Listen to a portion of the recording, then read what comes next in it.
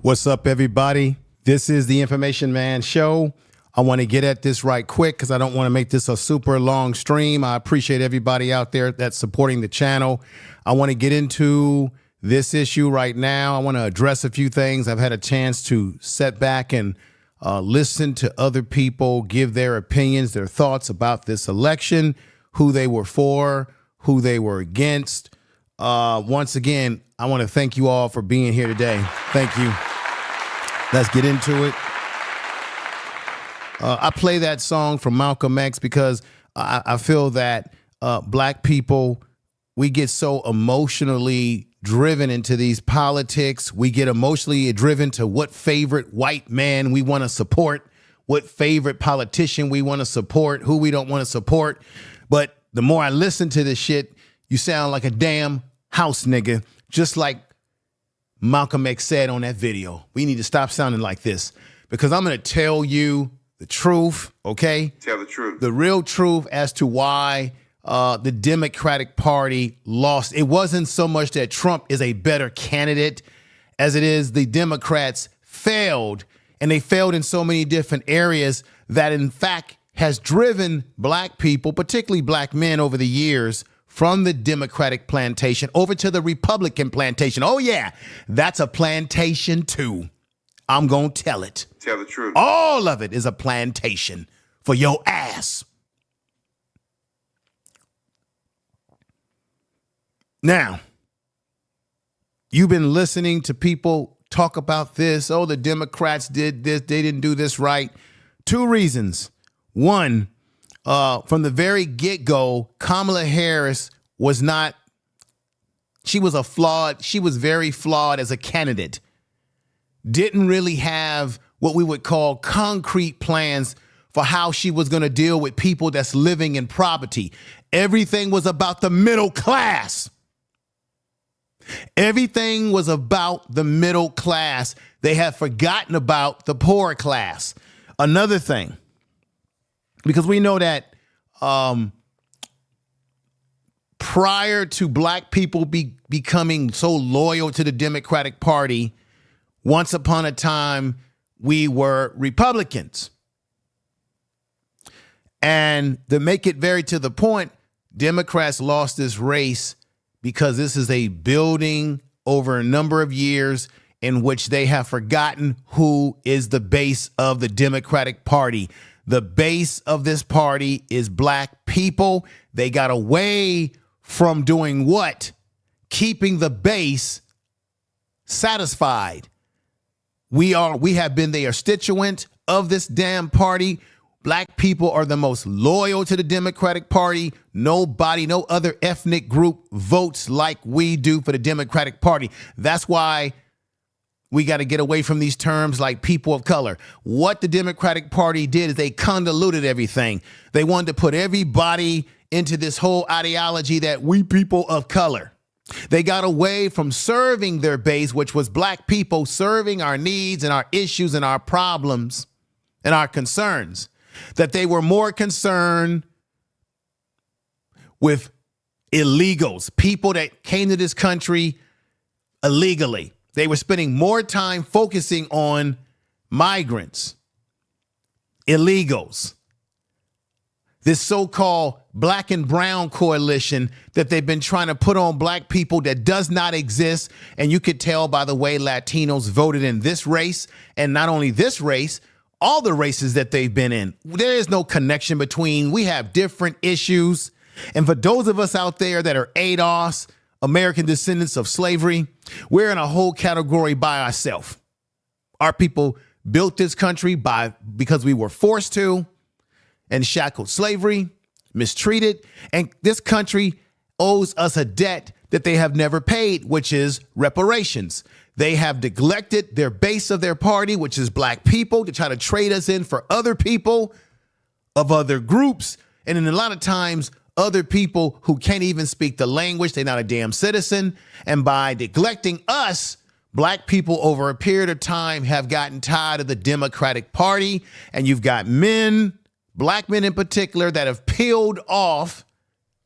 Instead of people criticizing black men who wanted to move away from the Democratic Party, How about you understand why they were moving away? Although what's interesting is that as much as there was all this talk about black men were going to leave the Democratic Party, as much as talk there was for it, black men, the Democrats still got a large vote from black men in this race. But what you saw in this race is that you even had Democratic states where traditional Democratic folks peeled off their votes away from the Democratic Party. There might have been people who didn't even vote. They voted the couch. There might have been people who voted for a third party candidate like Jill Stein. There might have been people who decided, hell, I'm going to vote for Trump. That's the devil that we do know versus the devil that we really don't know, because everybody kept saying that they didn't know Kamala Harris. Kamala Harris already told us what she thought about black people a long time ago. She had been cosplaying blackness, talking about washing collard greens in a bathtub. There is no black person that washes their collard greens in the bathtub. She lost this race with black people because she was unauthentic to us. Everything she said, did was unauthentic. Of course, there were those factions of black women that were saying that they were going to go with her. They see her as a sister girl. But if you look at her history, other than going to Howard University, other than being an AKA and going to Howard is her claim of fame, what other blackness that she really exemplified as being a part of our lineage? I saw her on a podcast where she talked about the 8th drop rule. No, it's the 1 drop rule, Kamala, meaning the 1 drop of black blood would make you black. She says 8th. There is no such thing that we have said in our culture, in our lexicon. This is why she lost the race, because there were a lot of people who did not buy into her. Matter of fact, you had Democratic statesmen like Barack Obama who wagged his finger at black men saying, are you sexist? But yet, let me say this to everybody right now. Ask yourself this fundamental question in the chat room. While the Democrats and those pundits on television were asking the question about what was wrong with black men who wanted to vote for either Donald Trump or step out of the election altogether, if Kamala Harris is black and Indian, as everybody kept saying that she was black and Indian, then the question I want to know is, why was there no pressure being put on the Indian community in America? Why was there no discussion about what's wrong with the Indian American?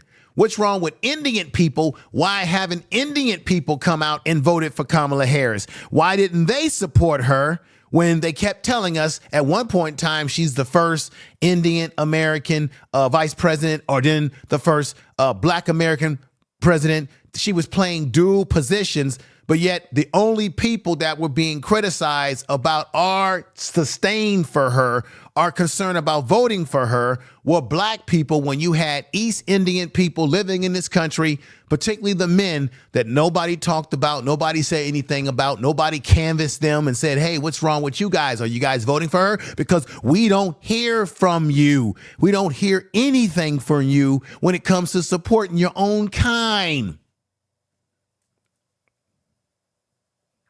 What's going on, Brother Rob? Good to see you over here.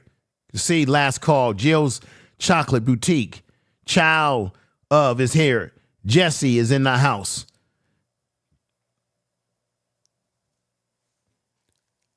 I want to know, where was that support? The support wasn't there. And see, the Democrats took this loss on the chin. They took this loss because they had not continued to build a coalition of solidarity with black Americans. They did not adhere to our issues. They didn't come to our communities unless it's election time to really help us out. We had been hollering for a number of years now about reparations, which has gone nowhere. This is a buildup of a number of years. When Kamala Harris got in office, or when she was running for president, remember? And then, of course, she became vice president. She was asked very fundamentally about the issues of reparations. And what she I'm going to show you why how this whole thing came to what it is today. Black people are tired and sick and tired of the Democratic Party taking us for granted, right? Using us for twos and foos, asking us to give them so much. While we give them so much, we get so little. It goes all the way back to the leaked audio of Joe Biden telling black people that we better connect with Latinos because they bigger than us. Yet all this stuff that they have done for the Latinos didn't do anything for us, but it did everything for everybody else. And now them same people that they did things for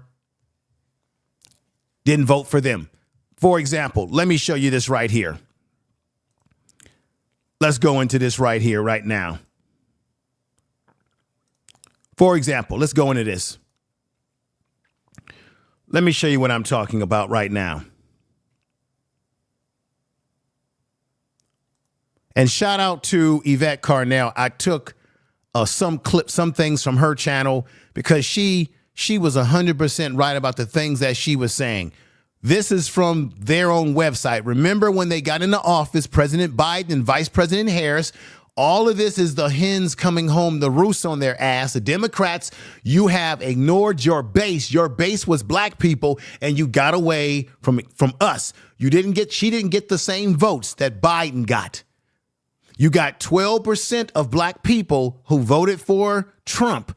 That's an increase from the last few years back. You had black men in Philadelphia. It was reported that black men voted for Donald Trump. In Philadelphia, at 25% was reported. But overall, black men increased their margin for Donald Trump at 20%.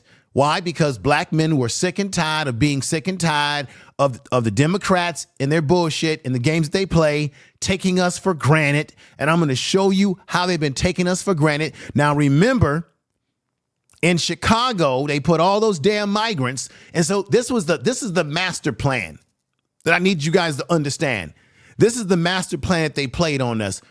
The Republican Party is playing chess while the Democratic Party is playing checkers. Tell the truth. They had a strategy. They had a plan. It's not a coincidence that all those Republican governors, like Abbott from Texas, the governors in Florida, it's not a coincidence that they sent all those migrants to sanctuary cities. Chicago is a sanctuary city, so they sent them there. And then the damn Democrats took them in, even though black people in Chicago were saying, what about us? You putting them in hotels. You're putting them in our community. You're shutting down our parks, our community centers. You're putting them in schools or buildings that you said you were going to build into a school for our community and everything. And then Chicago spent millions of dollars cutting a budget for these migrants who, A, never voted for these politicians. B, they're not a citizen. And C, they got no goddamn business in our country without any proper process.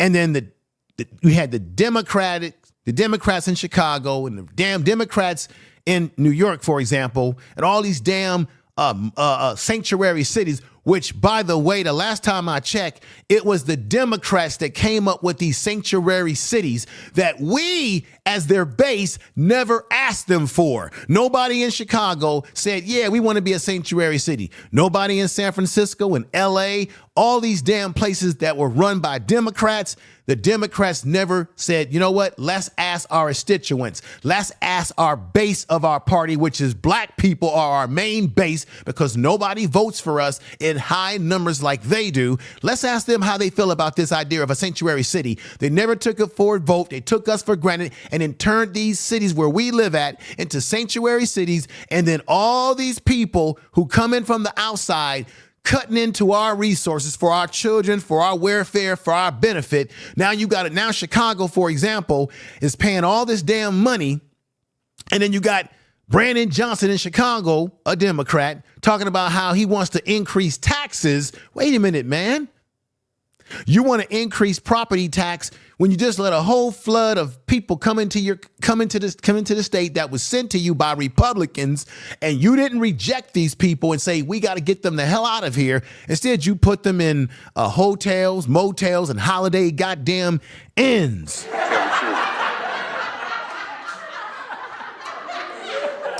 You got 53% of black homelessness in New York. You've got high homelessness amongst black men, and particularly in Los Angeles. You got homelessness in San Francisco, all Democratic-run cities. Black people are tired of being tired and being put second, third, and last. And this is why the Democrats lost this damn race to Donald Trump. It's not that Donald Trump is a better candidate, because the guy ain't that smart. The guy is a fraud, by the way. If you go and do some damn research, he wasn't a great businessman. They've already exposed that it was all a cartoon show that you were watching on NBC with The Apprentice. Donald Trump has simply cashed in on a situation. Now, when you talk about, he fixed the economy. No, he was riding off the economy that Obama put together. When Obama got out of office, remember, Obama came into office with a bad economy that was broken by Republicans. And then a Democrat had to come in to fix the damn economy. In this case, it was Obama who had the worst economy that any president had to deal with.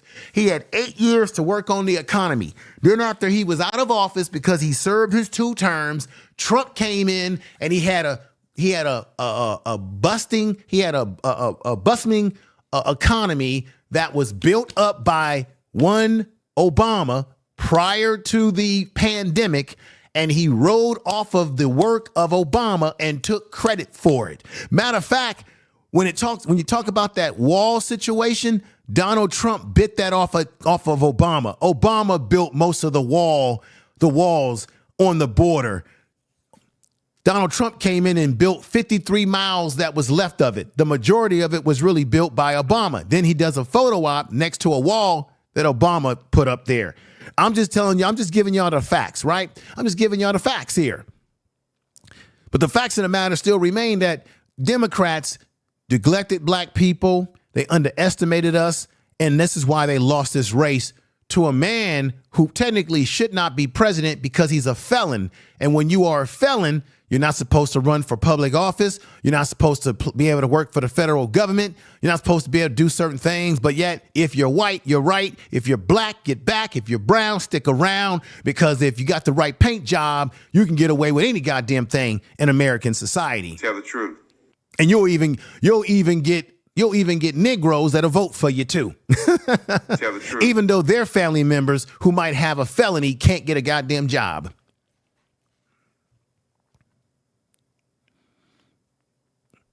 Let me put this up here. Look at what they did for the Latino community.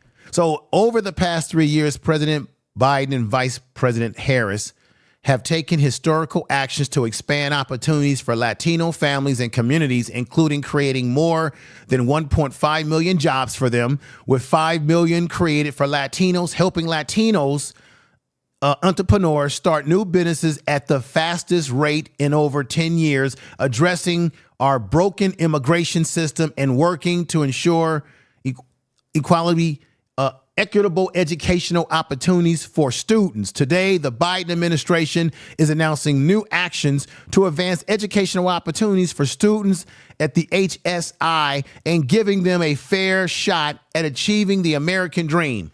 This program by Biden and Harris was focusing on who? The Latino community. Yet the Latino community didn't even vote for the Democratic Party in this race in high numbers. Hell, the men voted for Donald Trump at 53 something like that percent. The women something around 40 something percent, 44%. So the Latino community did not give full loyalty to the Democratic Party, even though Biden and Kamala Harris created programs to benefit them. We got nothing, but we still voting for them at higher numbers. Let me show you something else here. And I want to say shout out to Yvette Carnell. She always has the stats. She always tells the truth. She was talking about this on her show, and I borrowed this from her program in terms of these these clips, these numbers. Check this out. This executive action builds on a historical investment President Biden has made in Indian countries, including $32 billion in American Rescue Plan, the largest direct federal investment in tribe nations. Remember, Obama gave to about, 117 tribes or something like that, 17 tribes. He gave them millions of dollars. Obama. We can't even get a damn reparations bill to be we can't even get our reparations bill to be damn studied. They keep telling us, they tell you and me, black people, these Democratic leaders, they tell you and me that we got to wait. We got to have a study that gets something. But these other groups, they're not giving them a study. Obama didn't give the Native Americans a study when he gave those 17 Native American tribes millions of dollars when he was in office. Biden is not waiting for a study, okay, before he gives money to the Latino community, the very community that they're being loyal to. That's not their base. We are their base, giving them money, giving them programs, and then the Latino community slaps them in the face by not even voting for them, even though they got something from this administration, and we didn't get nothing from this administration. How does that make sense? Somebody in the chat room, somebody tell me, how does any of this make any sense? I want to thank you all that's here. Okay, another CG. Yeah, always a study for us. CRU. What's going on there? Those are the fake $5 tribe. I understand that, brother, but the point is they're still getting money. Let's get out of this whole thing about, well, that's the fake. We already know about the $5 Indians. We already know about people that's fake. But the point I'm trying to make, brother, is that no matter what they are to us, they're still getting money that we ain't getting. That's what I'm trying. That's what I want you to understand. They're getting that which we should be getting when we're the base. These people do not even come out and vote at the level that we vote, but they're still getting shit and we're not getting shit. And this is why, and because these groups are not loyal, Asians are not loyal to the Democratic Party, Latinos are not loyal to the Democratic Party, they peel their votes off to the Republicans, to someone like Trump, while we're still voting for the Democrats in high numbers. And the Democrats lost this race because they have lost perspective on who is their base. I take it that there were probably a lot of black people who didn't even vote in this election, let alone those that did vote, but there were a percentage of them out there who did not vote because they are sick and tired of being sick and tired of this political party. What do you say? If you feel that I'm telling the truth here, I want you to hit sevens in the chat room, get those algorithms cranking on this channel. Make sure you subscribe to this channel. Do me the biggest favor. I want to say thank you for watching so far right now, but I need you most definitely to like and comment on this video when I'm finished with this video. I need you to most and lightly, I want to say thank you for watching, but I need you to share this video on your social media, your Twitter, your TikTok, whatever the hell you've got, TikTok, Facebook, X, whatever we call it. Share this video when it's all said and done, because I'm going to be cooking over here with more things that I want to bring up. Now, like I said before, let's get back over here. Like I said before, let's put this back up here. Let's do this right. Let's do this right. Let's put this back up here. So they gave him $13 billion in what? Bipartisan infrastructure, laws to build high-speed internet roads, bridges, and public transit for these communities like Native American communities. $700 million in Inflation Reduction Act. They came out with a $700 million Inflation Reduction Act to invest in Native American communities. Now, Kamala Harris kept telling us that she had a plan, that you just had to vote for her because she was going to have a plan for people. But why didn't they put this plan together when they were in office? Why didn't her and Joe Biden put these sort of plans together when they were in office to help the base of the Democratic Party, in this case, black people? Why didn't any of this come to fruition? Because they were certainly able to put together packages for the Latino community. They were certainly able to put together packages for the Native American community. But yet the Native American community didn't even vote for them on the level that we voted for them. Let me show you something. Let's show you some more. Let's show you some more, everybody. Check this out.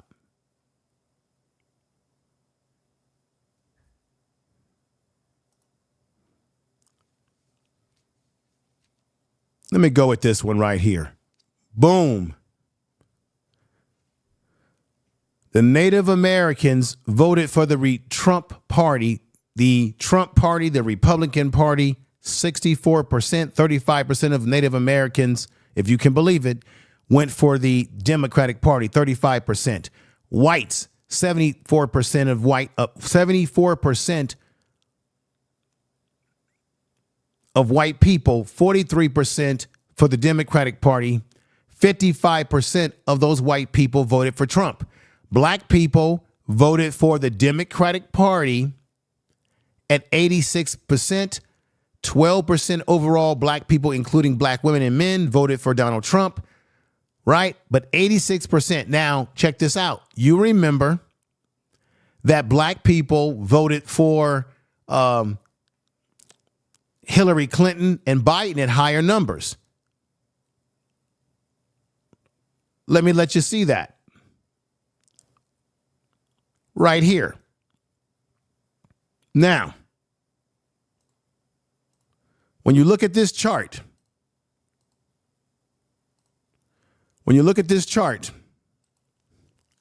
this is how exit polls suggest people voted by ethnic, showing change in 2016. White women, 38% for Democratic Party, 61% for Trump overall, right? White men overall voted for Trump, 61%. White women voted for Trump, 55%. 44% for Democratic Party. Black men voted 79% for Hillary Clinton. Black women at 90% for Hillary Clinton. 6% of black men actually that year voted for Trump. We're talking about 2016, right? Hispanics voted for the Democratic Party at 69% at that time, 30% for Trump. Asian and other ethnic groups went 38% for Trump, 58% for the Democratic Party. But things start to change over time. All right, let's put in the next one. Right here. This is the one when Joe Biden ran for president. White men, right, share of votes. Votes for Biden, votes for Trump. White men, 59% for Trump, 2020, right? White women, 52%. You see a pattern here? 52%.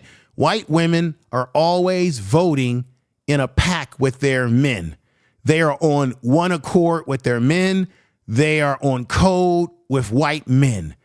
White women, we all got caught up in the whole issue around women's right to have abortions. We got caught up in all of that, but white women still managed to vote for Trump in high numbers. This is in 2020, but I'm going to let you see what they did this year. So white women voted for Trump at 52%. Black men voted for the Democratic Party for Biden at 86%, while black women voted for Biden at 93%. Latinos, 59% at 38%, but Latinos changed everything around by voting in higher numbers in this election.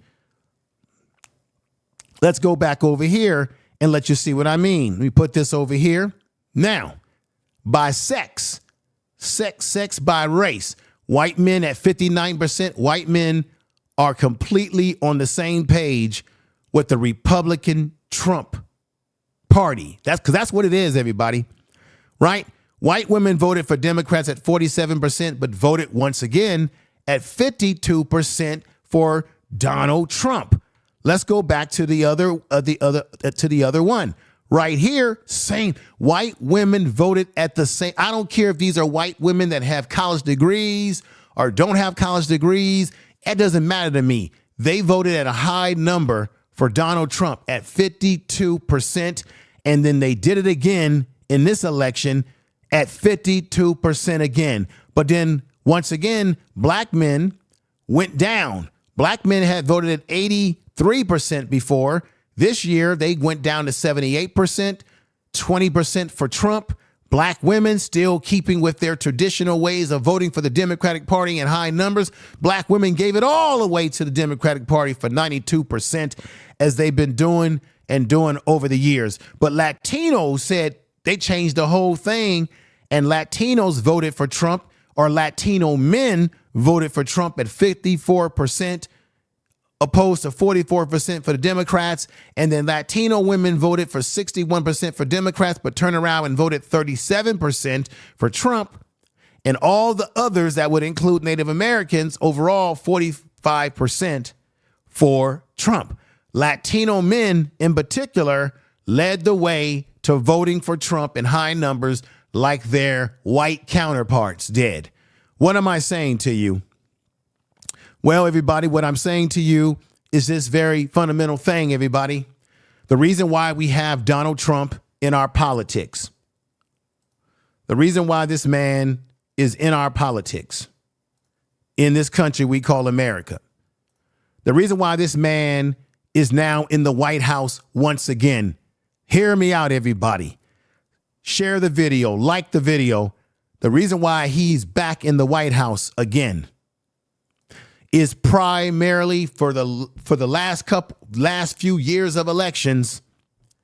It is primarily because of the white man, and primarily the white woman has brought us Donald Trump, along with Latinos who see themselves as white as well, have contributed to bringing us Donald Trump. It is the young white woman and the older white woman that brought us Donald Trump in 2016. So if you're wondering, man, how did we get this guy into our politics? It was brought to you by the white woman voting with her white man to bring him in to fruition. What I'm saying to you is that the Republicans are loyal to their base. Their base is the white man, but particularly the white woman. Now, you would say, why would the white woman do this when the whole issue was about Trump was going to take away women's right to an abortion? And we know that white people are concerned about their genetic survival. Their birth rates are going down. I'm here to tell you and I know you have Negroes on YouTube that will sit up here and tell you, well, you know, black women are aborting their babies and I can't vote for the Democrats because, you know, they're for the abortion of babies being taken out of here. I'm telling you right now, for those of you Negroes out there that think that the damn Republican Party or even the Democratic Party cares about your babies, no, they don't. They did this because they're concerned about the genetic survival of white people and white women having babies. White people are not having babies at the same rate as other groups around the world globally. And they're concerned. They want to stop. We all caught up in, they want to stop women from having abortions because they want to control them. No, they want to control women, white women in particular, from not being able to abort white babies because they need more white babies to be born, because this is about what? This is about survival of the fittest. This is about genetic survival. Frances Cressy Wilson told us about this issue a long time ago in her ISIS papers. How many of you in the chat room have actually read the ISIS papers? Put 7 in the chat room if you have done so. This is about their genetic survival. Whether black people don't abort their kids or not, they don't really give a damn about our kids. They never have. This is about them controlling the bodies of white women and making sure that white women continue to have more babies. I told you on the thumbnail that I'm going to tell you the truth why the Democratic Party lost this race. So while black men who vote for the Republican Party are talking about how, yeah, we want to stop our women from aborting their babies because you think that the Republicans did this because they care about your babies, you're fooling yourself. They don't give a damn about our community or our kids. What they're learning and what the Democrats will continue to learn, ladies and gentlemen, the Democrats will continue to learn that they can't take for granted the black vote because the black vote matters. OK, they've been taking for granted that black vote, and it matters. They need that black vote. They can't take it for granted. They got to stop taking it for granted. I want to thank you all that are here. Cartel, I see you in the house. Alicia, everybody, Jill, Last Call, Brenda Johnson, lots of good people. On a Spot Live, what's going on? What's going on a Spot? What's going on, my sister? Good to see you over here. We just got to realize what the truth is from the lies and tell the truth as best we can. The Republican Party is a party in which their base, excuse me, a little bit of a sneeze there. The Republican Party's base is white people. It ain't black people. I mean, because they've been getting elected without really needing us. They only got 12% of the black vote. So it's not like they needed the complete black vote the way the Democrats need us to vote in high numbers. The Republicans don't need us to vote for them in 80% and 40 and all of that. They just need to get a little bit of us, and they fine because their base is white people and they speak to it. So even though you've got black people out there who are singing and happy about Trump being in office, right? You love him. You worship him. He's your man. He's your coated personality. He's your favorite white daddy. Even though you love this white man, black people, those of you who do, at the end of the day, you ain't his goddamn base. Donald Trump's base is white people, and that is who he will primarily serve throughout these 4 years. He'll throw black people a couple of crumbs and a couple of bones and a couple of little trinkets here and there just to make you Negroes think that he cares about you. But at the end of the day, his base is white people, and he is serving white people in that White House. That is the primary folks that he's going to serve in these United States of America. That is his primary mission. When he got that mandate, when he got that popular vote, believe me, he's going to serve his base, and his base don't look like you black people. It looks like him. And that's a fact. Now, when it comes to Kamala Harris in the Democrat Party or the Democratic Party and all the fuckery that they get into, all the crap that they create, they lost their way, everybody. How did they lose their way? This is how they lost their way.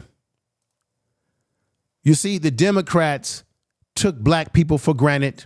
As I said before, they thought that all they had to do was throw any little face up there in our face that they thought, hey, this is going to really get black folks going because, you know, Kamala Harris is a sister girl who cooks her greens. And I don't know any black people to cook their greens in a bathtub. They thought that they could really appeal to us by saying, well, you know, she worked at McDonald's, as if black people that, you know, we work at McDonald's, right? She thought that she could appeal to us by pushing this idea of crypto or corrupt cryptocurrency, who we all know cryptocurrency is becoming sort of a scam. And then once again, you know, black people, we love getting high. We into weed and all that kind of stuff. So let's give the Negroes a path to having a weed business. Yeah. Give them that. So, and what the Democratic Party do to us all the time is that they sort of, they patronize us, right? They had to get your booties to the polls. I didn't like that. Towards black men. This is why black men and black people have been peeling off from the Democratic Party, because of these types of reasons that we don't appreciate the way they're getting down, the way they're doing things and what have you.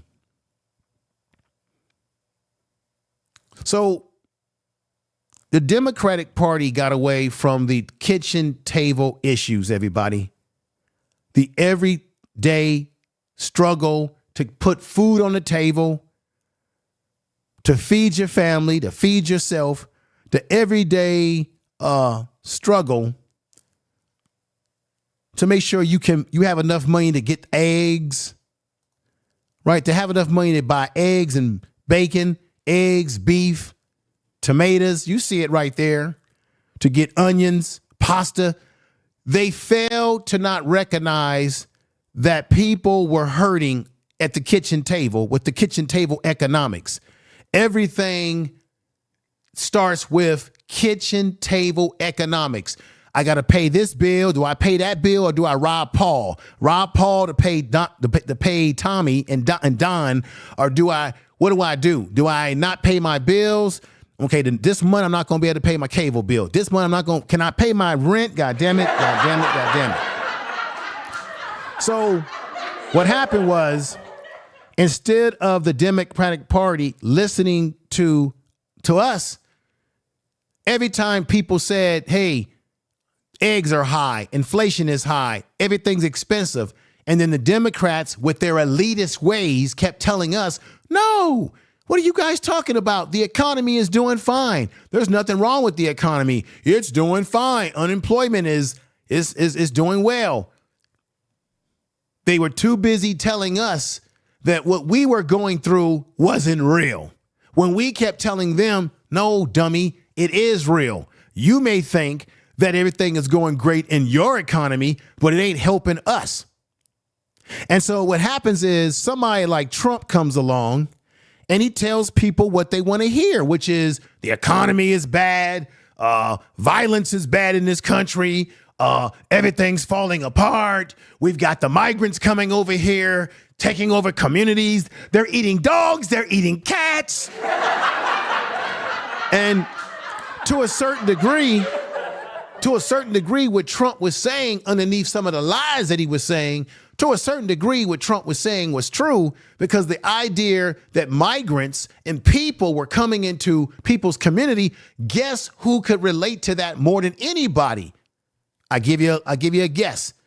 Black people. Why? Black people were being put upon by migrants in Chicago, New York, and then the Democratic Party blew it because when black people in Chicago were saying, "Joe Biden, Kamala Harris, come help us here. Do something about this problem." When you had mayors like Adams, who's under some scrutiny right now, guess what happened? The federal government did nothing for these sanctuary cities to help them out with the migrant crisis. These cities were on their own. Republicans sat back and they laughed because it was a strategy that they used. The Republicans knew if they shoved all these migrants and illegals in these Democratic cities, that Democrats would do nothing for their constituents, which was black people, and that they would ignore our concerns, our cries for help, and that the federal government, run by the Democrats at this point in time, that they wouldn't do anything to help black people who are in dire need and in dire stress. Once again, the Democratic Party ignored the most important thing again. I'm going to say it again. The most important thing are kitchen table economics. If you don't have enough money in your pocket because inflation is high, then it allows someone like Trump to step in and speak to our issues, even if he's a low-down dirty dog and a low-down felony, a low-down man who has R-ed a woman. It didn't matter to America that this man was scandal as scandal can be, or maybe America in all of its red, white, and blue, in all of its liberty, maybe Donald Trump was able to get in office because everything about Donald Trump, his lies, his deceitfulness, his cunning, his racism, everything about him actually represents America in apple pie. Tell the truth. Donald Trump got into office because he represents what America is really all about. See, America likes a winner. America likes a person that's number one. America likes people who are boastful, who talk real, real con artists like. We like people like Trump because Trump represents what we wish we could be ourselves. We want his money. We want his swag. We want to talk trash like him. We want to be able to get away with it. That's why Trump was able to sell mugshot T-shirts to black people, because that's what he thought of black people, that, hey, I now got a criminal sentence. They gave me a mugshot And I know black people can relate to this because you know black people ain't nothing but criminals and thugs, and y'all used to being in the criminal justice system. So damn it, the black people, the blacks as he calls us, the blacks, they will be able to relate to the fact that I'm now a criminal too. And black people always love an underdog. They always love a criminal. Tell the truth. And black people gonna eat that up. The black vote was neglected by the Democratic Party, and therefore, because it was neglected, black men and many other black people peeled away from the Democratic Party. The Democratic Party stopped feeding its base the food that we need, the eggs, the beef, the tomatoes, the onions, the pasta. They stopped feeding us, ladies and gentlemen, and as a result of not feeding us, they lost this election because they forgot who they really represented and who they were. They were too busy worried about other people. Let me play this audio clip of 3 years ago when Biden was talking to those do-nothing Negroes in the Black Caucus. He was talking to them like a dog about how we better capitulate to the Latinos, while he's sitting up here on this call talking about how black people need to connect with the Latinos because they are the group of the future. Little do you know that that same group that he was putting up on a pedestal above us, their men voted for Trump this year at 54%. And white women, I'm sorry, black women, you got to get away from the feminism. You got to get away from this, we are all women, hear me roar. White women don't even vote like you. White women are not even on the same page with you. While we're screaming and yelling about women's control over their body, I get it, everybody. But guess what? If these white women were so concerned about that issue, which I told you, it's really because white people want to make sure that white women keep having babies. They don't give them down about the rest of us. But the fact of the matter is, white women are on the same page with white men. They vote as a unit. They vote as a block. Black people, we don't vote as a block. We don't vote in a block. We don't vote as a community. We don't even vote as a family unit and say, this is what we're going to do as a family. We're all over the goddamn place. We got black folks on this side of the street, that side of the street. White people vote as a family unit. The white man votes for Trump at 59%, so his white woman votes at 50-something% along with him. They are on code with their man, even if it means is power. Even if it means that abortion rights is on the line, damn it, they're going to vote with their man. Latino men, they already think that they're white. They already identify themselves as white. So they feel that they on the same boat in the same bag with white society. Do y'all hear what I'm saying? Put sevens in the chat room if you on the same page with what I'm saying. We got Reigning Woman in the house. Alicia's in the house. Matthews is in the house. Zeke is in the house. What's going on, Cyber? Eye of the Watcher is in the house. Thank you for being here. Democrats allow my tax dollars to build the lifestyle of the LGBT. That's another thing I want to talk about too. I'm glad you brought that up, Reigning Woman. Another way they got away from their base is that the Democrats spent not only too much time talking about migrants and illegals and putting them before us, but they start going too far with their liberalism, too far with their leftism, too far to the left, with now getting involved with our kids as it relates to their sexuality. They got too caught up in serving other groups that are not even their main base. So they got us caught up in the LGBTQ issues, whether what's a man and what's a woman and all this other stuff. They getting too caught up in trying to put drag queens in the schools to read to our kids, putting all different mixed messages to our children. They got too caught up in people's sexuality and sexual preferences, which, by the way, is supposed to be your own personal damn business in the first place. So while the Democrats were all going around serving everybody else, they failed to serve us. And because we know that black people by religion and by culture are conservative, a lot of us being Christian, being believing in God, obviously we were going to have some problems with the issues around people's sexualities that we don't agree with. and that we don't want either pushed in the schools on our kids. We don't want this type of agenda is not the agenda that black people in particular ask for, given that we are the main base of the Democratic Party. They never even came to us and said, do you want this agenda? They never even gave us a chance to reject the agenda. They just pushed the agenda down our throats and said, oh, black people, we know we got you in the bag, so we can run over here and we can carouse other people because we got y'all Negroes in the bag. You're going to vote for us no matter what. Even when Biden talks to us like this, listen to this audio and listen to it very clearly, everybody. First person, black or white, who called attention to the fact that you were finding that there was the can you rate hear of it? Put people sevens who if you can hear it. Americans are dying was 3 times that of white people. I don't. You hear that? He said, I'm the first person, black or white. You hear the arrogance of Joe Biden, the pimp hand of Joe Biden. Carry around a stamp on my head saying progressive and I'm AOC, but I have more of a record of getting Just things listen done to in the that, United folks. States Congress than anybody you know. Anybody you know. You hear that nonsense? Some Biden cringe. By 2040, this country is going to be minority white European. You hear me? Minority white European. And you guys are going to have to start working more with Hispanics, who make up a larger portion of the population than y'all do. Boom.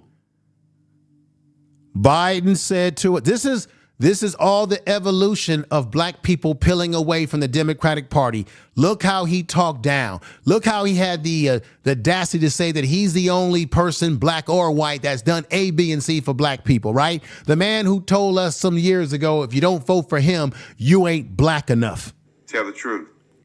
That's Joe Biden in a secret leaked video on a panel discussion that he had with the Democratic Do Nothing Caucus, talking down to them. You had Al Sharpton on there, all these Negroes on there. And he's talking to us about how we got to get with the Latinos because they're the number one group that you got to watch out for. That's the group that the Democratic parties have been catering to. Yet that's the group that just on Tuesday voted for Donald Trump at 54%, the men in particular.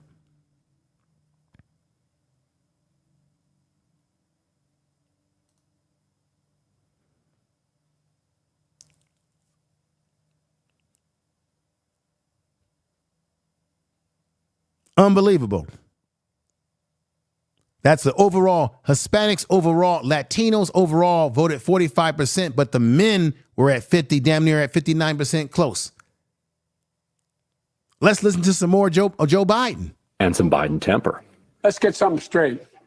Did you hear what Joe Biden said? Now look on this chart here, how much black people voted for this fool. He sat up there and said, y'all, listen to him. He said, y'all, here's the chart that I was talking about. That's an audio clip from a video I did 3 years ago. Right here on this chart, black men voted for Biden, 86%. I said this before. 12% of black men voted for Trump. White women, again, 52%, right? And black women, 93%. We vote for the Democratic Party more than any other group. Latino men only voted for the Democrats at 59% and split their votes over at 38% for Trump at that year. Latino women voted 66% for the Democratic Party, but then gave 32% of their votes in 2020 for Biden. Still overwhelmingly, when you compare black people to these other groups, we still vote in the 80 to 90 percentile more than these other ethnic groups that Biden is setting up here telling black people, you better work with them because they the group of the future. On this chart here, how much black people voted for this fool. He sat up there and said, y'all, listen to him. He said, y'all gonna have to work with the Hispanics. They're the growing population. Y'all gonna have to. He's telling black people, these so-called leaders, what we gonna have to do. Wait a minute. How he gonna tell black people what we gonna have to do? And they sit up there and listen to him talk like this. And the only reason why we know about this is because this was leaked. This whole Zoom meeting was leaked. And I wish I knew who actually leaked this Zoom meeting, because I want to shake their hand.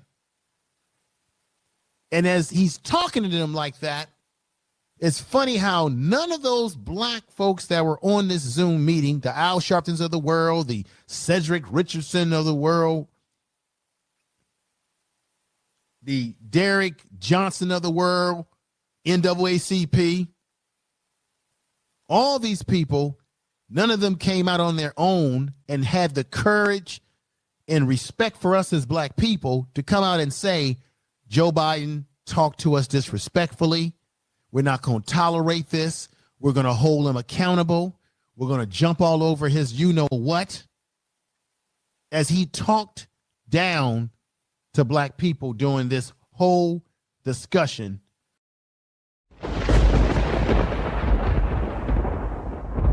Could everybody hear everything in that audio that I played for you? I clipped that from a video that I did 3 years ago when Biden got caught on that leaked audio. Put sevens in the chat room if you could hear it very clearly. Do you get the premise of where I'm going here with the show today? We got highly flavored in the house. All he gave was Juneteenth to remind us. Right. Jordan's in the house.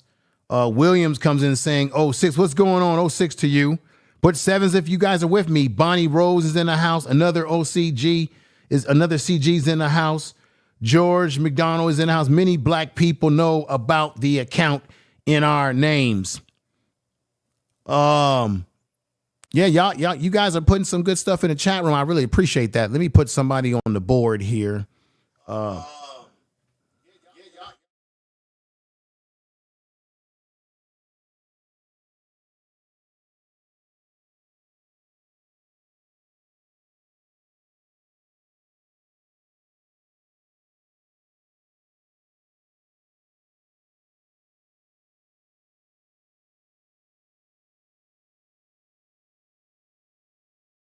Can you all hear me? Can you all hear me? Put sevens in the chat room if you can hear me. I just want to make sure that everything is okay with my audio. That little malfunction there. Let me see something. Okay, yeah, you guys can hear me. My audio is just fine. It's more than fine. Let me see. Who do we got here? We got my man. Our great-grandparents were gun-toting Republicans. MLK was a Republican. Yeah. Well, let me give you something about that, brother. Good point. That's true. That's true. Let's go into the reaction studio right now. Let's give you a little taste of this. I played this before, but let's play this again. Let's give you some more taste of this. Check this out. This gives you a little history about how it happened. Check this out. Coming out of slavery and the Republican Party being the ones to vote for the abolition of slavery, the South being a very Democratic South and or a Democrat, population in the South, and Blacks really seeing the Republican Party as the party that stood for their freedom, it stood for their upward mobility.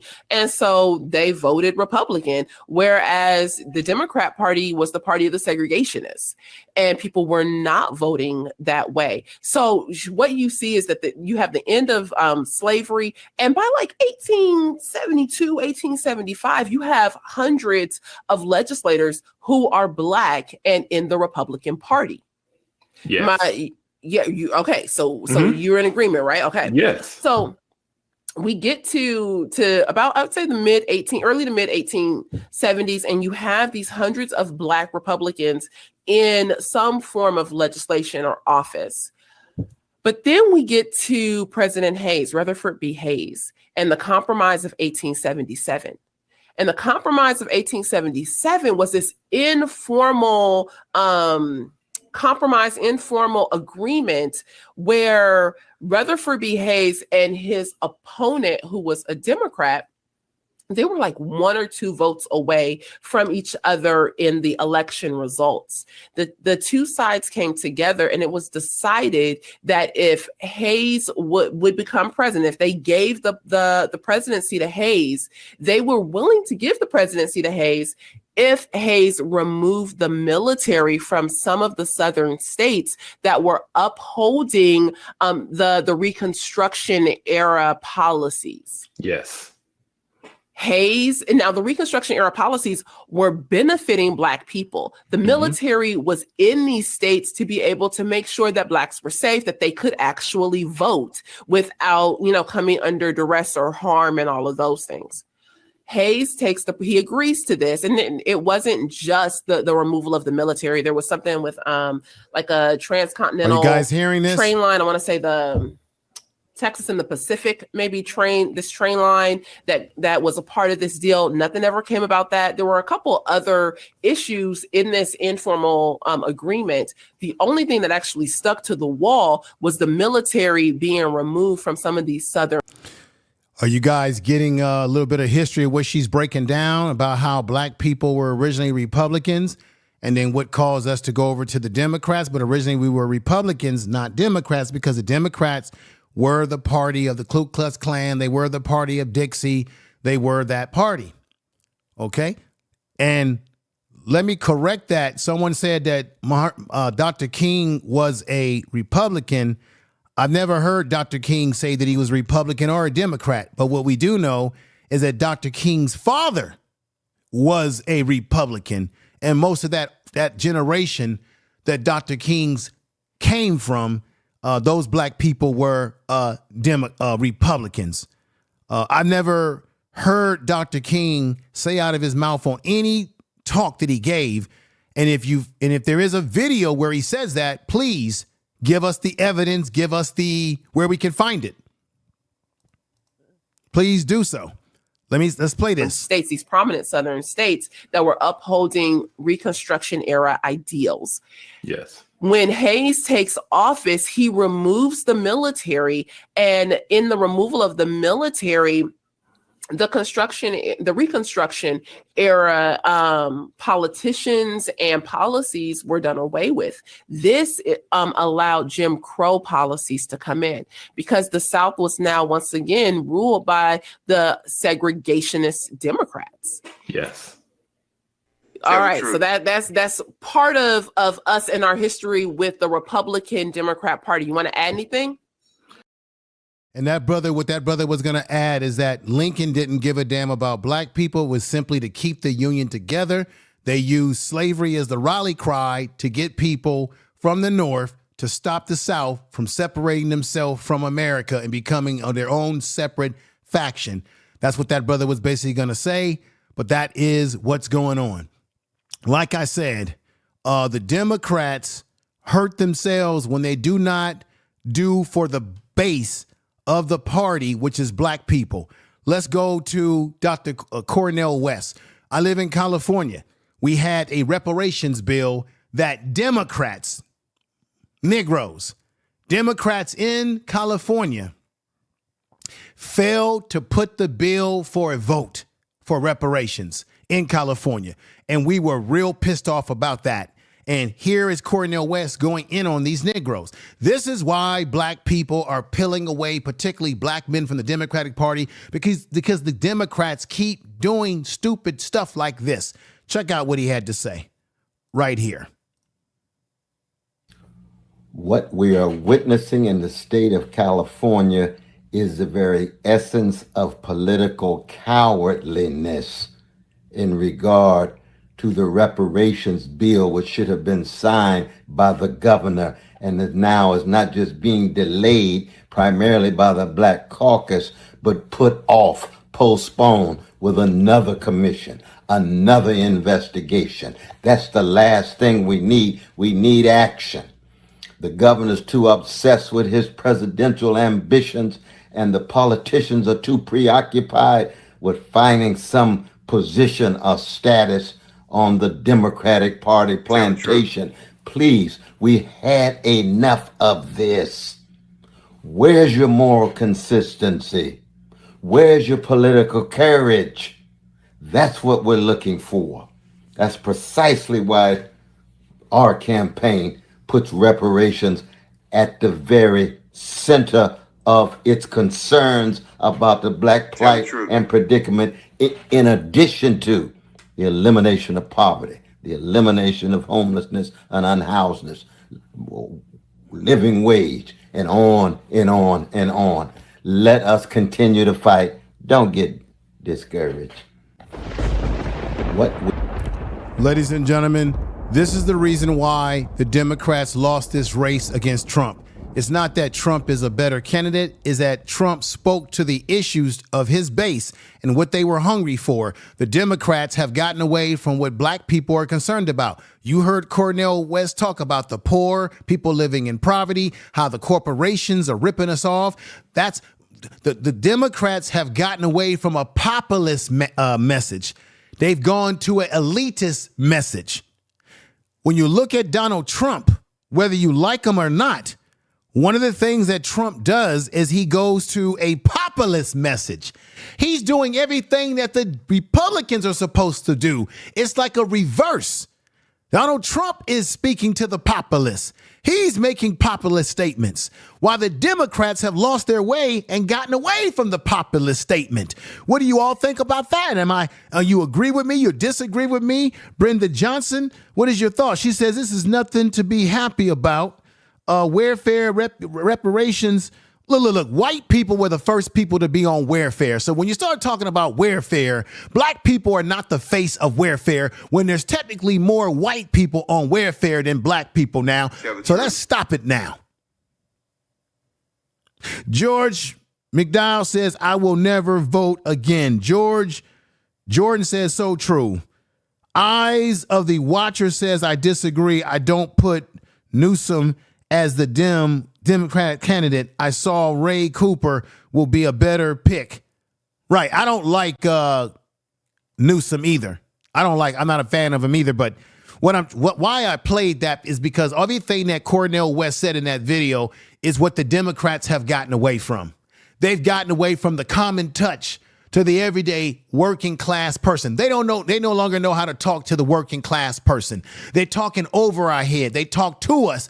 They talking down to us instead of talking with us. Just like same thing with Obama. When Obama sat up there and talked to black men about voting for Kamala Harris, he did the same damn thing. He talked at black men, but not with black men. But then again, Obama's been talking down to the black community for years. Tell the truth. And another problem with our politics is all this damn money. There's too much money involved in politics, which drives it to corruption as well. But I'm going to say once again, people were tired of figuring out how to pay their bills. People were tired of all their money going to inflation and high price of food. People were getting tired of these off the beacon path issues, getting into people's sexuality issues, things that were not the priority. And I'm sorry. I do believe that women should have the right to their own reproductive decisions, but I got to be honest to the ladies and everyone listening. In this election, the Democrats were trying to make the abortion issue the main issue. And I'm sorry, people just didn't give a damn about the abortion issue. The abortion issue could not trump the issue of how much money you got in your pocket. It would not trump the expenses of paying your bills every day. It does not trump your bottom line, which is this money. So even though you might say, yeah, women should have the right to control their own bodies, but that's not my issue, because my issue is budgeting and paying my bills. The damn rent is too damn high. Bacon and eggs is too damn high. Gas is too damn high, even though we know presidents don't control the gas prices, but he could put more gas reserves into the system, right? Most Americans are living off of credit cards. Most Americans are 1 to 2 paychecks from being homeless themselves, right? That's what people were really concerned about, even more so than the Democrats, who were leaning more about women's right to reproductive control of their bodies. I totally get that. But I'm sorry, that's just not what people were concerned about. And you know it because Donald Trump got the popular vote as well as the electoral vote. And he even got votes in Democratic cities. Kamala Harris was not able to carry her own party.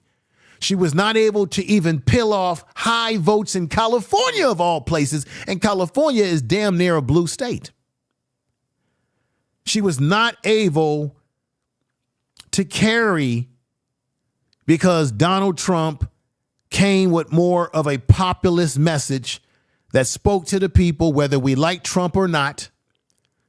All of his racism, all of his xenophobia. And I'm going to tell you right now, black people, whatever happens, whatever Donald Trump does that the Latino community doesn't like, I'm saying right now, the Latino community can't come running to black people now. We warned you. You sit up there and listen to Trump and all of his menu make disparaging statements about Puerto Rican people. Everybody missed his little comedian talking about us with the watermelon carving, right? Of course, Trump lied and said he didn't know the comedian. How the hell you gonna have somebody on the stage at your fucking rally and you don't know what they gonna say out of their mouth and you don't know them? Come on, man. You vet these people. Don't make no sense. But either way, that wasn't enough to hurt Donald Trump because the Democrats were not speaking on messages that resonated with people. And Kamala Harris did not come off authentic. People did not believe in the things that she was saying.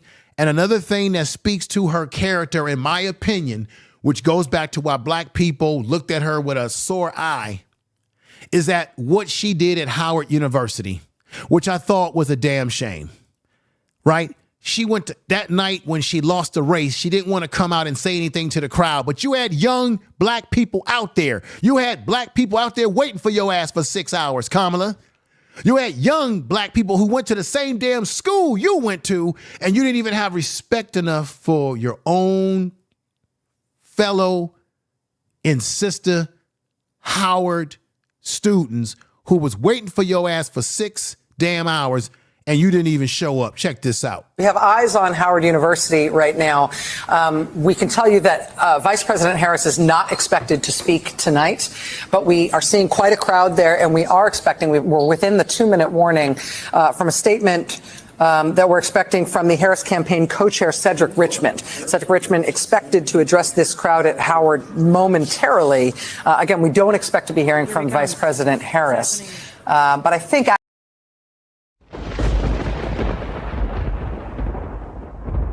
She never came out and spoke to those students. She came out, I guess, the next day and gave a concession speech, but I thought that was most, when you notice when she gave that concession speech, you didn't see a lot of those black students out there anymore. You had the press out there, you had everybody in the mainstream out there. But the students were out there in the cold for 6 hours. She could have at least came out there and told everybody, hey, things didn't work out. We didn't win tonight. I want you all to go home. Thank you for at least waiting for me this long. I'm going to give a concession speech tomorrow, and I want you all to come back. But she could have at least brought her ass out there. She let Cedric Richardson go out there and talk. He's another one of those Negroes that was on that secret panel where Biden was talking down to black people. He comes out there and says a few words. She couldn't even at least speak to people that was out there that were Howard students. You use Howard as a backdrop because you went to school there. You use a historical black college, but yet historical black colleges are about excellence, and you use them as tools and fools as a part of your backdrop. Let's hear what Yvette Carnell had to say about this. I got her locked in and ready to go here. Check this out. And I just would like to make This is about the 3 points. Latinos. Okay, Check this go out. ahead. Number one, I knew Kamala was never, ever, ever going to win the state of Wisconsin. If you look at the history of our state, we have never elected statewide a black official. There was one for Mandela Barnes, but he performed so poorly in office as lieutenant governor with his scandalous behavior of his personal life, and also he ran a horrible campaign when he ran against Ron Johnson. So there is some anti-black sentiment here in the state of Wisconsin. Wisconsin is a heavily white state. Okay. Now, the second point I wanted to bring up was about Hispanics. Uh-oh, here we go, everybody. I am an instructor at a college, and I teach many Hispanics. And I cannot tell you how many times many Hispanics tell me, my students tell me, I'm not Hispanic, I'm white. And I am standing in front of a brown-skinned young man or woman, and they're telling me that they're white.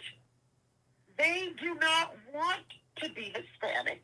Ooh. They don't want to be Ooh, let me just show y'all something. This is where I'm going to show y'all some stats on this right here. Thanks to Yvette Carnell with these data. Hispanic identity fades across generation as immigrants connections fall away. This is from Pew Research. I'm going to be going into that information. The way Hispanics describe their identity varies across immigration generations. Very interesting. Check this out. Let's hear some more. To them, being Hispanic is considered failure in many ways, and they don't want to carry the stigma of failure. Oh. And so I think it's time to have, especially for the black community, the Latino community, they sent the message with them voting so heavily for Trump. We should hold them accountable to that. When they start screaming, yelling about deportation, I do not want the black community to come forward and bail them out of their... Boom. The black community should not come forward and bail them out of anything, because when we're going through something, they don't come bailing us out of anything of our problems. Have you seen it? Huh? When black people are going through something, do they come in and bail us out? No. Biden told us that we need to get on board with them. Yet they didn't even come out and vote for his vice president in high numbers. Out of their decision. You voted for this. You live with it. Right. You can. Let me say peace to Brenda Johnson. Jordan's in the house. George Madame, thank you for being here. Let me see. Van Guardian TV. They actually think they are Spanish. Jordan says, don't forget to like. Hey, Jordan, thank you for putting it in there, brother. Yeah, definitely like, subscribe to the channel. We got Blaze that came over. What's going on? Information Man, he says, is cooking. Thank you. I'm glad to have a good audience out here today. Old Reliable's been rocking with me for a long time, along with Brenda Johnson and Jill Chocolate Boutique. George McDowell says, the one on my job say we are all black people are lazy, that all black people are lazy. Oh my God. D. Allen Warren is in the house. Jill is in the house. I'm just looking at some of these great folks in the chat room. Let's continue as we get close to conclusion. Assimilate into whiteness, no matter what you think. I think they do, though. No, that's what we disagree. I think they absolutely do assimilate into it. They think they do, but I can tell you this. I sit on a lot of hiring committees, and when they see the name Hispanic, and when they see an Hispanic surname, these white, and this is in the state of Wisconsin, I cannot tell you how many times I don't know if they're the right fit. Wow. So that's why I say that. But my last point is this, and I just want to say this. I am so disappointed with the HBCUs and the way Kamala Harris ran her campaign. Ooh. You know, I was expecting that Kamala Harris. Ooh, we're gonna get to what that woman was saying there, but reigning woman says this: the LGBTQ does not stand for or with Black Americans, homosexuals, unless it benefits them. When we are not the same, and all people of color are not my. Look, I don't like the word people of color. Stop using that word. Right? Asians and these other groups don't even vote like us. So we got to get away from that word. Let me show you again. Let's just get away from that word altogether, because Latinos, I got it up here by race. White women 52%, black men at 20% for Trump. Latinos went for Trump at 54%. That's the men. That was the men. The women 61. The women a little bit higher, but the men are a part of their community, right? Let's go in here. I want to put this in here real quick. Let's go up in here real quick. Real quick, y'all. Let's put this right here. Now, gender. Males 42. This is the voting for Trump, voting for Harris. White women 50. Woo, on this poll, they had white women at 57%. Latinos, 46%. Asians voted for Trump at 39%. Then they have the ages 18 to, if you were 18 or 29, you voted 43% for Trump, 54% for Democrats. So even young people are losing their desire for Democrats. If you're 30 or 44, you voted for Democrats at 49% and for Trump at 48%. If you're 45 to age 64, you voted 44% for the Democrats, 54% for Trump. Wow. So people age 45 to 64 highly voted for Trump at 54%. Now, if you're 65 years or over, you're voted for, it's split right down the middle. You voted for Democrats at 59%. You voted for Trump at 49%. College graduate. If you were a college graduate, this is a trip right here. You voted for Democrats at 55%, but in this case, they voted for Trump at 42%. So that means that it doesn't matter. Even the college graduates are saying, you know what, I'm peeling off from the Democrats too. No college degree. 56% of people who had no college degree on Tuesday night voted for Trump at 56%, and people who had no college degree voted for Democrats at 42%. I just wanted to give you a little taste of that, you see. This is amazing stuff, y'all. And I want to put this back up here again. Hispanic identity fades across generations as immigrants connections fall away, right? And I read this one to you again. The way Hispanics describe their identity varies. This is the Pew Research. Here, let me give you some numbers here. Bam. The majority of, this is from Pew Research. The majority of Latinos say their race is white in two-question race and ethnicity format, right? So two or more races, all Hispanics, 58%, 27%. So 58%, all Hispanics, 58% say some other race. So Hispanics at 58%, that's the,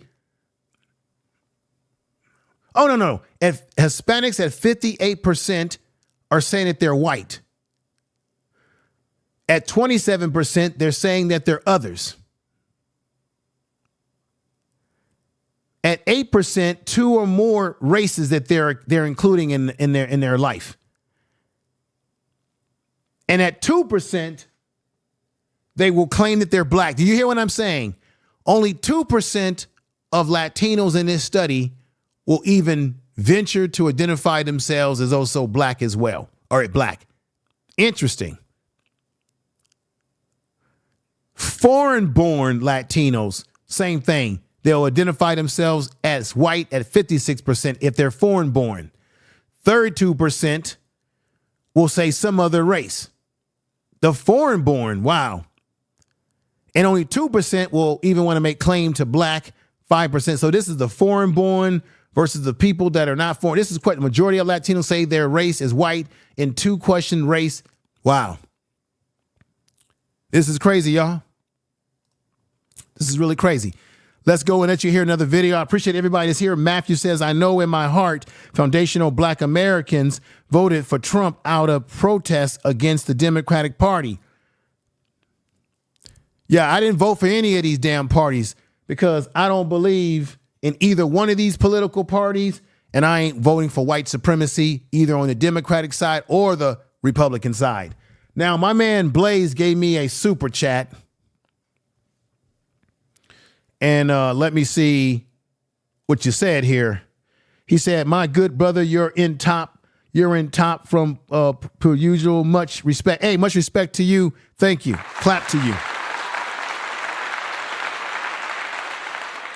I appreciate the super chat that you sent me some time back.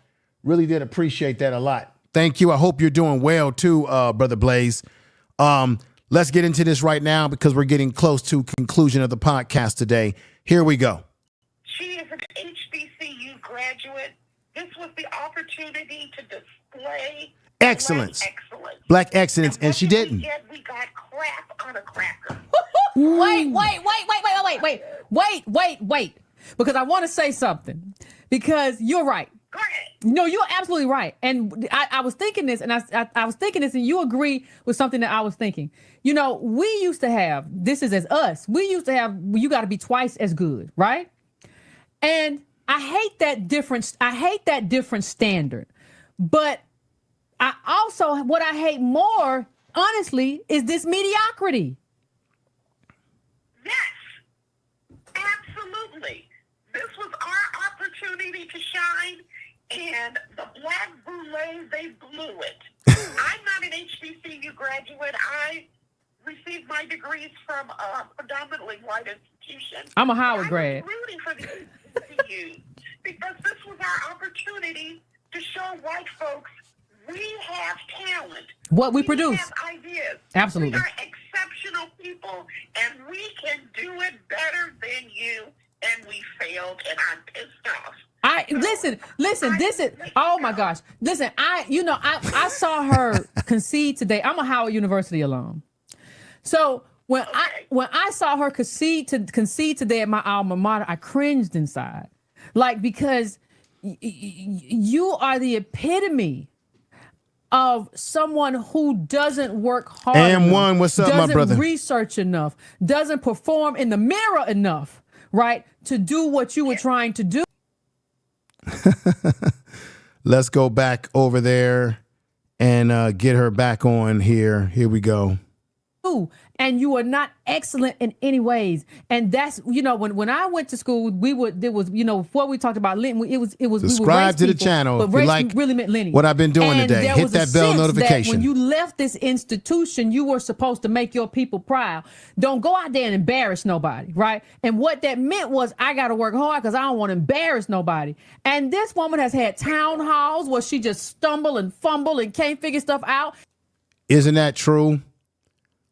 That was one of the things that I heard people talking about, that it seemed that a lot of times Kamala Harris couldn't answer questions.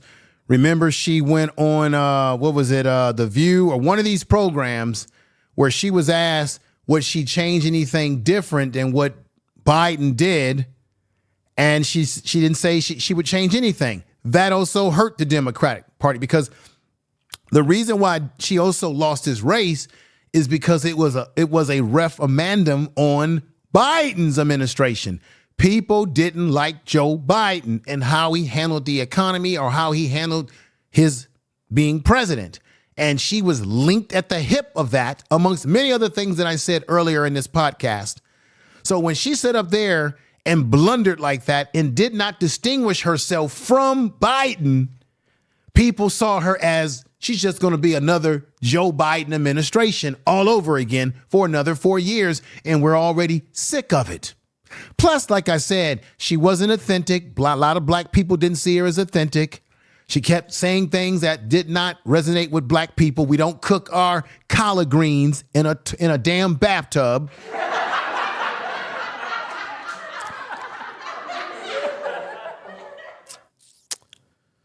She waited to the last minute to start utilizing black media, going to black bar. I'm sick of it. I'm sick of the games that they play, the usual bullshit. Let's go to the black barbershop. And of course, Donald Trump did something where he used a black barbershop, and the brother who owned that black barbershop was pissed off because he felt he was used by Trump's people and Trump himself. That's what I'm saying. Both these Democrats and these Democrats and these Republican clan, they both play the same games, everybody. But I'm going to say again, stop saying that you're a person of color, because when these Latinos and all these other groups come running to us, black people, help us, help bail us out. Don't bail anybody out, because they don't come and help us out and bail us out. And I'm going to tell you right now, if Trump does not do anything for black people that's of any great circumstances, I don't want to hear you Negroes that voted for him as well. I don't want to hear y'all crying on YouTube and crying on social media about, oh, Trump didn't do this and Trump didn't do that. You voted for him. It goes on both sides. I don't want to hear from Negroes that voted for him if things don't go your way. And I don't want to hear from anybody if Kamala would have got in and things didn't go your way. I didn't want to hear any of it.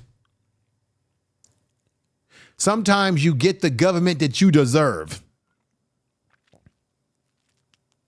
Both of these individuals, Trump, Kamala, to me, both of them ain't great candidates. But Trump is in office for another 4 years. Everybody's now scared, is fear-mongering about what he's going to do. We have to see what's going to happen. I'm more focused on how will the black community be impacted, whether good or bad, by Trump. And I'm going to say it again to everybody that vote for these candidates. Trump knows who his base is. His base isn't black people. His base isn't Latinos. His base is white folks. And his presidency is going to be about white folks. And when he says make America great again, I'm sorry. For all y'all Negroes out there that wear your Make America Great Again hats in Latinos, I'm sorry. When he's saying that, he's talking about white folks. Make America great again for white people. Anytime this man is telling you, let's go back to 300 years, we know where were we at 300 years? Black people were in shackle slavery 300 years ago.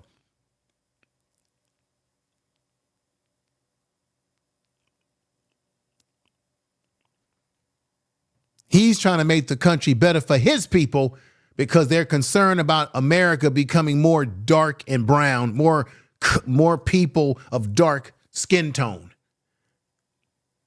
Mind you, these migrants and these illegals do need to be taken out of here because they are coming over here and they're squeezing the resources that we as black people are struggling to get for ourselves.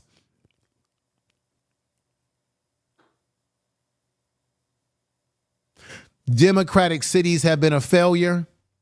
But check this out. If you go to cities in the South that are run by Republicans, guess what? They got problems in those cities too. They got violence. They got high crime. You got a lot of Republican cities that are run very poorly. Look at how bad Mississippi is. That's run by a Republican government for the most part. Look at how poor Alabama is run. The only thing we know half the time when we got something good to say about Alabama, it's a damn college football team. Tell the truth. So I'm just saying both these parties shove a lot of shit towards people. But the Democrats in this particular case lost this because they've been shoving dirt and dookie for a long time our way.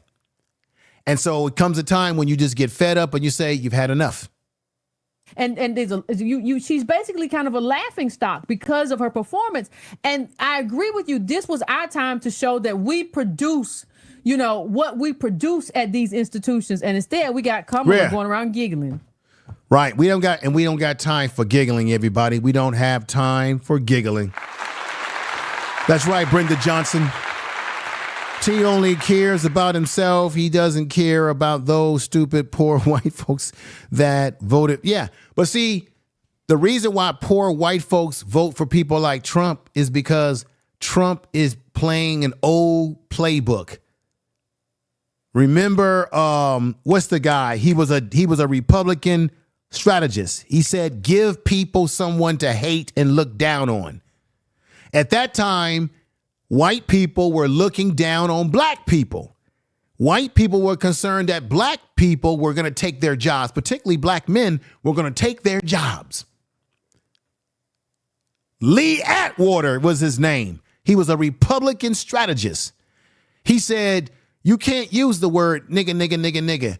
So you got to be more abstract, like states' rights and busing and things of that nature. But he also taught them you got to give the poor white folks somebody to look down on. We forget as black people that the people that they were looking down on was us.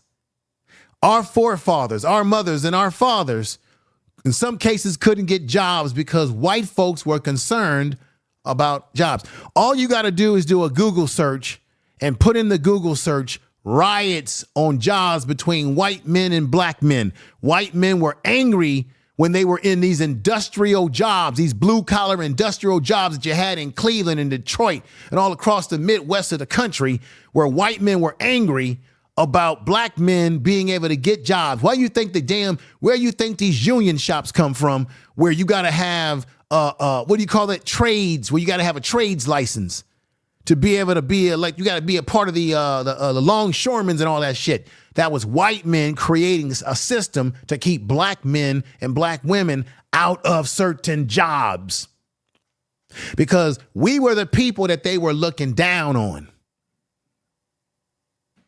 The difference between us and the migrants and the illegals, or they're one and the same, is that we were actually citizens. They're not.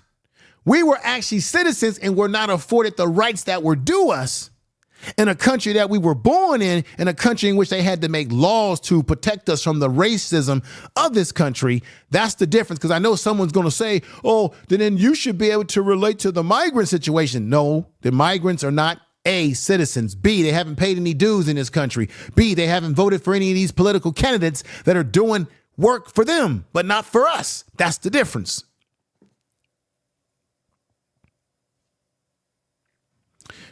Reigning woman says facts. Brenda Johnson says that's right, info. The poorest, dumbest white person thinks they are better than all black people. Right. See, this is the thing. When you look at a poor white person, let me go into my other studio. When you look at a poor white person as a black person, and let's say you got a fancy car, let's say you got good shoes on your feet, you got money in your pocket, you living good. Even that white person who got no shoes on their feet, that's looking dirty, that's living poor, even though you may have more than they have right now, this is the difference in how they look at you.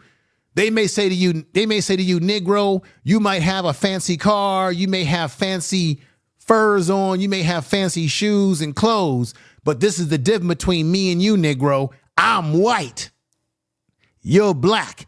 So what does that mean? Even though we got all this fancy stuff, they recognize that even if they're poor, they're still white in America. Therefore, they know that the laws in this country were designed to protect them and to build them up, and were designed to oppress us. They know that the presidency, the whole system, they are the base of that system. We're not. We are used as tools and fools of that system.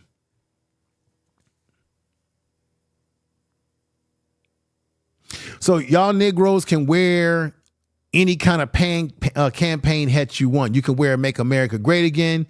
You can wear a Harris hat. It don't matter. You're still a tool and fool of their system. You think Donald Trump or any of these politicians give a damn about black children, black communities? Hell no. His job is to save white folks.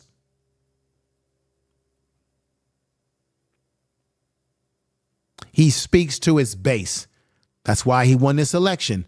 The Democrats are in denial of who their base is, which is black people. So instead, they tiptoe around us to run to other people who ultimately, in the end, don't even vote for them at the level that we do. You see the hypocrisy and the goofiness of that? Tell the truth.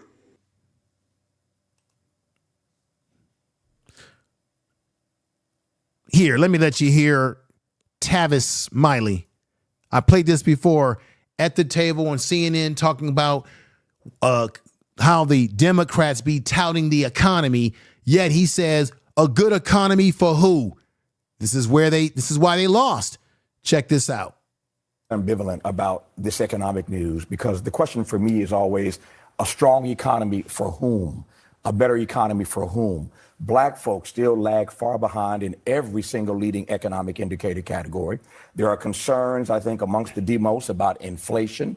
We all are concerned about the price of everything having escalated post-pandemic. And then you got corporate greed trying to make up what they lost during the pandemic, raising all these costs that we pay for basically everything. So when you say they're going to inherit a great economy, for whom is the first question for me. But then secondly, whoever inherits this great economy, they still have to do something that we have not done as yet to shrink this gap between the have-gots and the have-nots, between the rich and the rest of us. We've gone through another campaign cycle where everybody talks about the middle class, but we won't talk about poverty and income inequality and economic immobility. That's the real challenge to whoever the next president is, no matter what these economic numbers, what these economists say, as far as I'm concerned. I want to go back in here. I want to show y'all these numbers again. Let's go back into this one more time before I end the program. Sex by race. Remember, white men, 59% for Trump. Okay. White women, 52% for Trump. Black men jumped up to 20% for Trump, 78% for Harris. So black women still are the most loyal to the Democratic Party at 92%. Only 7% of black women voted for Trump. Okay. Latinos, men, 54%. Latino women, a lot more higher. They voted for Trump, for Harris at 61%, but they still split their vote to 37%. These other groups still voted for Trump at higher percentages than we did. Okay. So even though you had a lot of black folks on social media talking about, yeah, if we're gonna turn Chicago red, we gonna take the vote all the way to the Republican. No, Negroes. You only gave Trump 12% of the vote, which is a little bit higher than what he had in years past.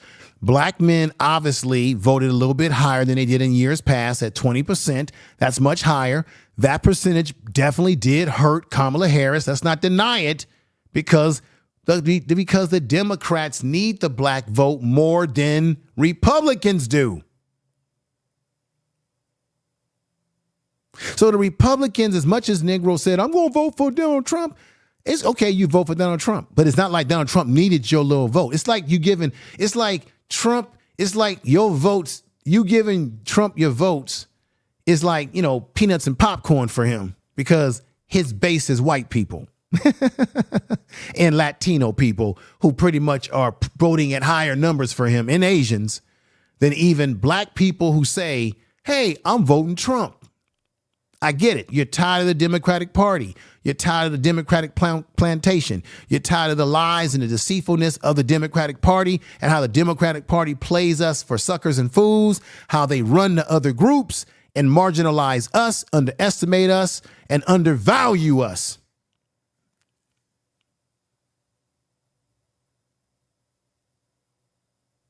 In America, ladies and gentlemen, in America, black is seen as inferior. And what happened, because people see us as inferior and don't respect us, what happens is that we are undervalued, and we're marginalized by these other groups. And we also do it to ourselves. We need to wake up with the way we vote. We need to don't let the Democrats sit up here and tell you, oh, we didn't win because you guys didn't come out and vote for us. Or we didn't win because we didn't canvass enough on the ground. I don't want to hear that. No, they didn't win because we are sick of them. They're going to tell you everything, ladies and gentlemen. The Republicans, I did by age already. The Democrats are going to sit up here and try to tell you and me that they lost this race because they didn't do enough on the ground. They didn't do enough education. They didn't do enough of this and no. None of that matters. They didn't win because we are sick of them. They didn't win because they did not make us a priority. They got away from us as a priority. They catered to other groups that don't even vote for them the way we do. They start getting too far to the left with their crowbarring these sexuality things into. I mean, it's just the facts. It's just the facts. Everybody, I want to thank you for coming over and watching this tonight. Reigning Woman says, I don't have any power, but Harris was dying. The power of my vote was. I'm tired, folks. This whole situation is crazy. JLT triple facts. I think the same way, brother. New subscriber. Thank you very much. Please make sure to subscribe to his channel. Thank you, everybody, for coming over tonight. I don't know if I got anything else I can bring up or talk. I think I've done everything I can. I think I've talked about every nicky and cranny about this situation that I could bring up. Appreciate those of you. Make sure you check me out on Spotify. Information Man Speaks podcast on Spotify. Check that out. Also, I'm on Spreaker as well. I'm going to be putting some fresh new radio podcast content on those platforms. Thank you, Cap PY2, for the outstanding. What you've done is outstanding, brother, by giving me a great super chat. Appreciate that, brother. I want to say this to you. Let me see. Let me go here. Let me see if I can reply to you, Cap, by saying thank you.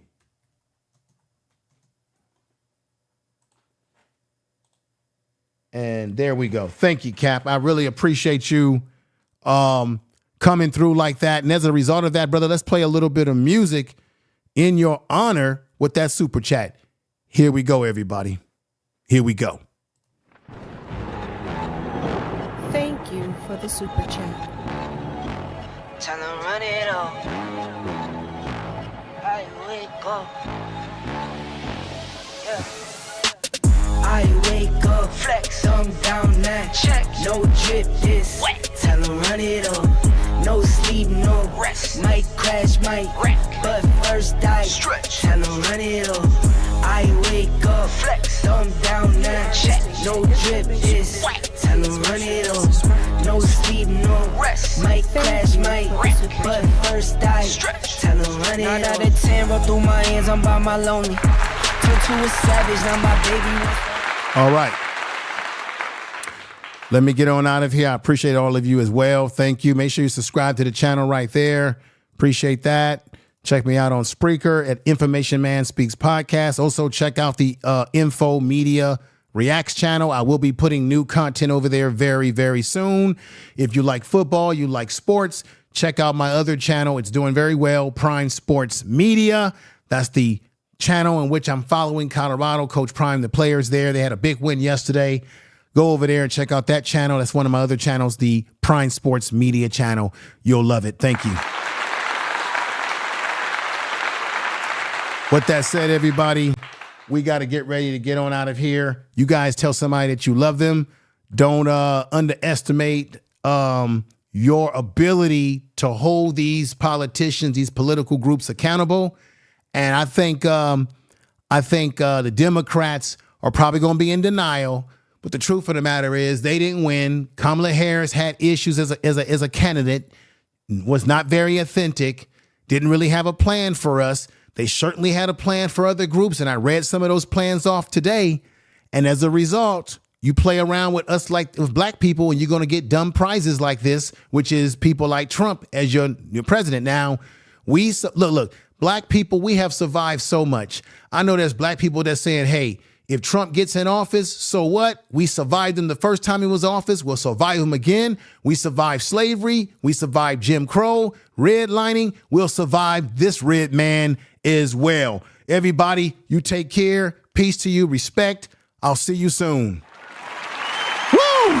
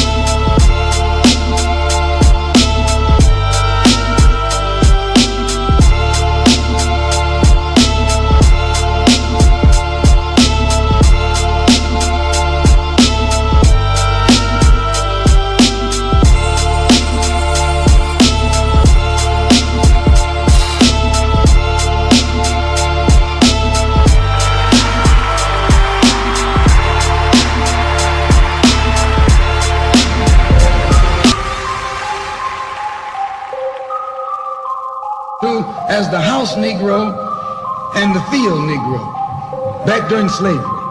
There was two kinds of slaves. There was the house Negro and the field Negro. The house Negro, they lived in the house with master. They dressed pretty good. They ate good because they ate his food, what he left. They lived in the attic or the basement, but still they lived near their master. And they loved their master more than the master loved himself.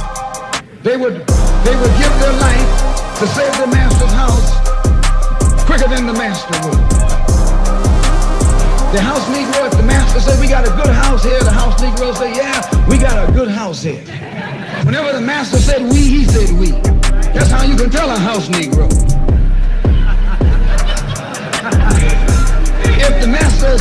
If the master's house caught on fire, the house Negro would fight harder to put the blaze out than the master would. If the master got sick, the house Negro would say, what's the matter, boss? We sick. We sick.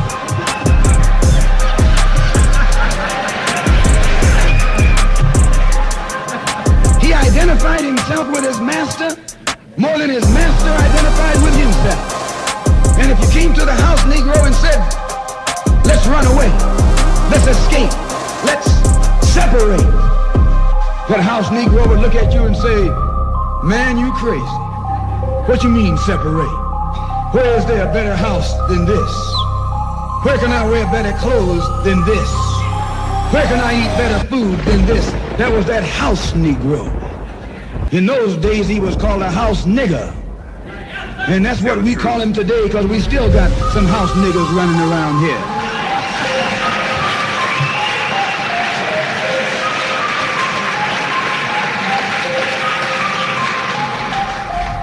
This modern house Negro Tell the truth.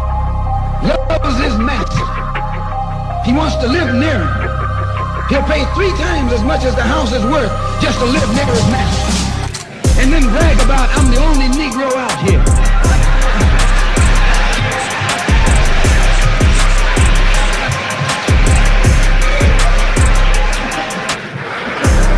I'm the only one on my job. I'm the only one in this school. You nothing but a house Negro. And if someone come to you right now and say, let's separate, you say the same thing that the house Negro said on the plantation. What you mean separate? From America? This good white man? Where you gonna get a better job than you get here? I mean, this is what you say. I ain't left nothing in Africa. That's what you say. Why you left your mind in Africa.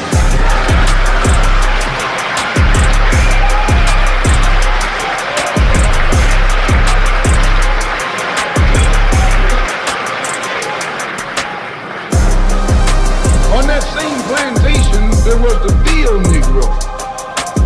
The field Negro, those were the masters.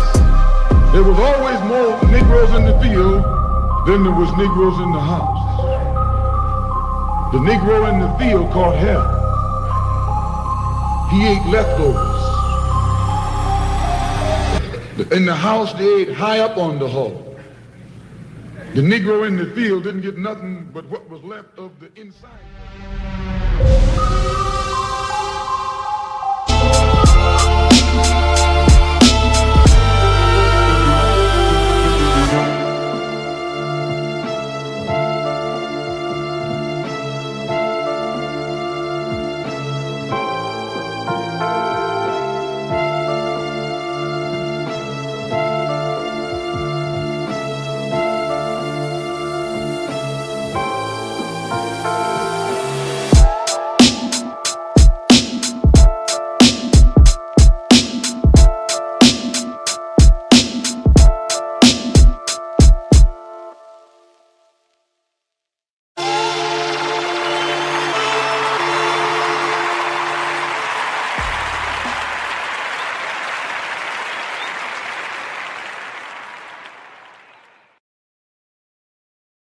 Tell the truth.